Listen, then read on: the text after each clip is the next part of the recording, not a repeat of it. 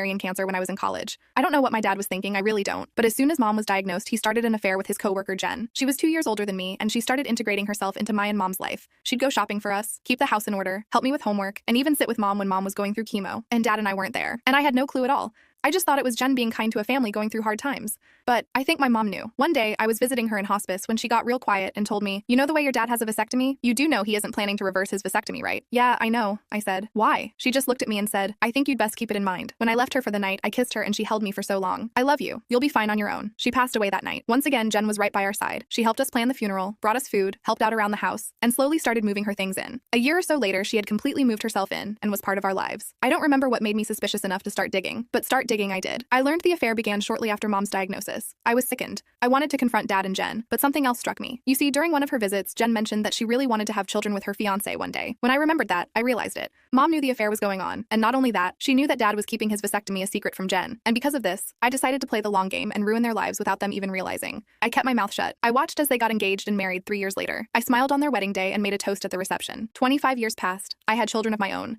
And just as I was beginning to give up hope on my revenge working, the day came. Jen and I got together for coffee, and Jen was sad and sullen. I could tell she had been crying. I asked what was wrong, and I couldn't believe my ears when I heard why. She was struggling to get pregnant for years, but assumed it was stress from work. Then her periods started coming fewer and farther between. She decided to go to the doctor and find out why. It turned out she was entering perimenopause, and her chances of successfully getting pregnant had dwindled.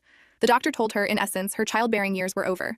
As I crooned sympathetic noises, Jen said, "It doesn't make sense. Me and your father tried so hard to have kids, but I wasn't able to get pregnant. I don't know why. It was then that I knew it was time." "You mean, dad didn't tell you?" I said. "Didn't tell me what?" she asked. I was fighting every chance to smile as I played the "it's not my right to tell" card until she practically begged me. I should have won an Oscar for my performance. I told her about the vasectomy and that dad had no intention of reversing it. You should have seen Jen. She completely deflated like a balloon. Her shoulders slumped, she bowed her head and she sobbed in her hands. I wanted to rejoice, but I knew though that would make me look like the bad guy. So I hugged her and told her dad was horrible for not telling her, that she deserved a different outcome and that he completely wasted her time. Once she had left and I was alone, I wept with joy and relief. That was the last time I saw or talked to Jen. A few weeks later, dad called me in a fury. Jen had packed her bags and left, slapping him with divorce papers. She yelled at him for not being honest with her that he had a vasectomy he had no intention of reversing. He then asked me, "How could you do that to us?" "We loved you," I said in a cold tone. "You and mom did a good job teaching me how to keep secrets." I hung up and that was it. I never spoke to him again either.